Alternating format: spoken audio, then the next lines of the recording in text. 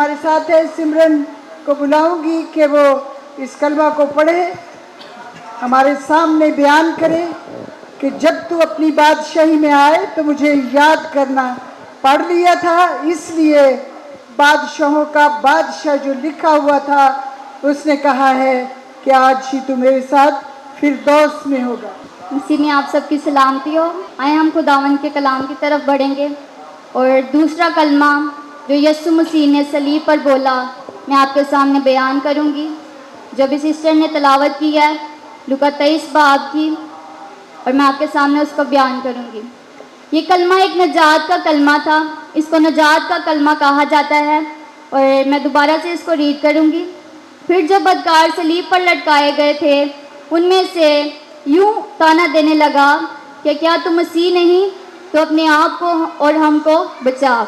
मगर दूसरे ने उसे झिड़क कर जवाब दिया, क्या तू खुदा से भी नहीं डरता, क्योंकि उसी सज़ा में गिरफ्तार है और हमारी सज़ा तो वाजिबी है क्योंकि अपने कामों का बदला पा रहे हैं।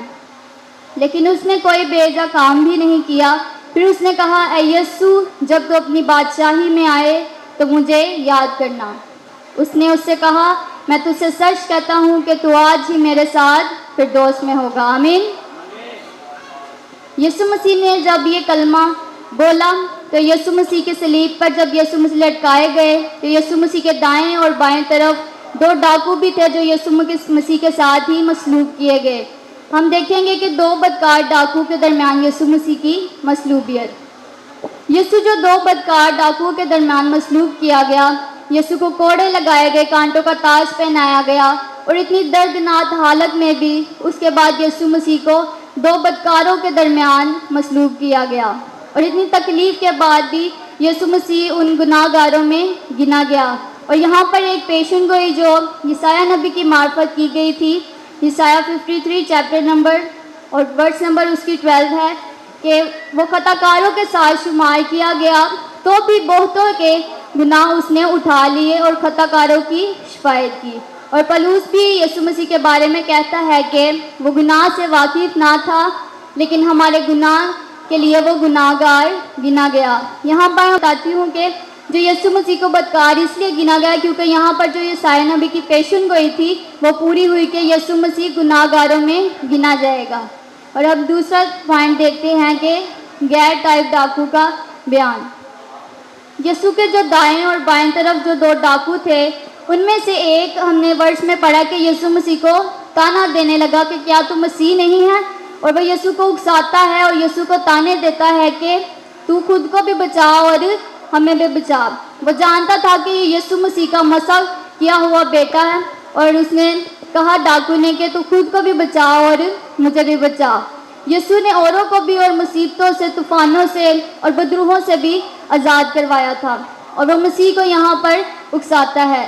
यीशु चाहता तो अपने आप को बचा सकता था, यीशु के पास वो इख्तियार था, वो अपने आप को बचा सकता था, लेकिन वह जो मकसद खुदाए कदूस का था अजल से कि उसने कुर्बान होना था हमारी खातिर, हमारे गुनाहों की खातिर, वो पूरा होना ज़रूर था। इसलिए यीशु मसीह चाहता तो अपने आप को बचा सकता था, लेकिन ये नहीं था क्योंकि वो जो प्लान था यीशु मसीह का वो ज़रूर पूरा होना था। यीशु मसीह दूसरों के लिए इफ़्ज़ी जान देने आया ताकि उसका तजस्सुम होने का मकसद ही यही था कि वो दूसरों को गुनाहों से आज़ाद करे। इसलिए वो डाकू यीशु मसीह को उकसाता है कि तू खुद को भी बचा और मुझे भी बचा।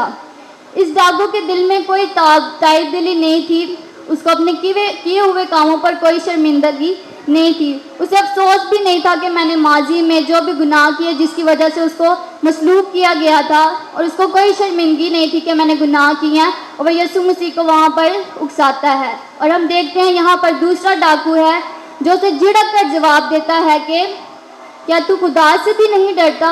वो दूसरा डाकू उसको ये कहता है जिसने खुदा को, यीशु मसीह को उकसाया, कहता है क्या तू खुदा से भी नहीं डरता। और उस हम देखते हैं कि डाकू में खुदा का खौफ आया, वो जानता था कि खुदा गुनाहों की सज़ा देता है। यहाँ पर जो खामोश डाकू वो दूसरे डाकू की बातों को सुन रहा था और वह ये देख रहा था कि किस तरह वो यीशु मसीह को उकसा रहा है। और जब यीशु मसीह के बारे में दूसरा डाकू कहता है कि क्या तू खुदा से भी नहीं डरता, और यहाँ पर हम देखते हैं कि रूहुल कुद्दुस उसकी ज़िंदगी में डाकू की काम करने वाला था, और उसने उस डाकू से कहा کیا تو خدا سے بھی نہیں ڈرتا؟ ہماری سزا تو واجبی ہے کیونکہ ہم اپنے کاموں کا بدلہ پا رہے ہیں، لیکن یسوع مسیح نے تو کوئی بیجا کام بھی نہیں کیا۔ تو وہ ڈاکو کو کہتا ہے، اس ڈاکو نے مسیح کو بادشاہ تسلیم کیا اور وہ یسوع مسیح پر ایمان لایا، اور ہم دیکھتے ہیں کہ جب وہ ایمان لایا اور اپنے گناہوں کا اس نے اقرار کیا تو اس نے کہا کہ مسیح یسوع جب تو اپنی بادشاہی میں جائے تو مجھے بھی یاد کرنا۔ اور ہم دیکھتے ہیں کہ اس نے پہلے سے مسیح کے بادشاہ ہونے کے بارے میں سنا ہوا تھا کہ اس نے صلیب پر خطبہ بھی دیکھا تھا، جب یسوع مسیح کو صلیب پر لٹکایا گیا تو ایک خطبہ تھا کہ یہودیوں کا بادشاہ ہے، اور اس نے یسوع مسیح کو بادشاہ تسلیم کیا۔ وہ جان گیا تھا کہ صلیب کی سزا سے تو سب مر جاتے ہیں، لیکن یسوع مسیح جو زندہ خدا ہے وہ زندہ بھی ہوگا اور ہمیں ابدی نجات بھی دے گا۔ اور ڈاکو یہاں پر اپنے گناہ کا اقرار کرتا ہے۔ اگر کوئی اپنے گناہ کا اقرار کرے تو یہی اس کی توبہ کی سچی نشانی ہوتی ہے کہ وہ اپنے گناہ کا اقرار کرتا ہے، یہ اس کی سچی نشانی ہوتی ہے۔ اور یہاں پر ڈاکو بھی اپنے گناہ کا اقرار کرتا ہے۔ ڈاکو کو اپنے یسوع کے سامنے اقرار جب کیا، یسوع مسیح نے کہا کہ میں تجھ سے سچ کہتا ہوں کہ تو آج ہی میرے ساتھ فردوس میں ہوگا۔ جب خدا ہماری زندگی میں کام کرتا ہے، روح القدس، تو ہمارے دل میں سب سے پہلے خدا کا خوف آتا ہے، اور یسوع نے کہا تو آج ہی میرے ساتھ فردوس میں ہوگا۔ اور فردوس یعنی آرام کی جگہ کو کہتے ہیں، جہاں پر کوئی آہو نالا نہیں، کوئی مصیبت نہیں ہوگی، جہاں پر کوئی مصیبت، کوئی تکلیف، کوئی انسان روئے گا نہیں، اور اسے نیا یروشلم بھی کہا گیا ہے۔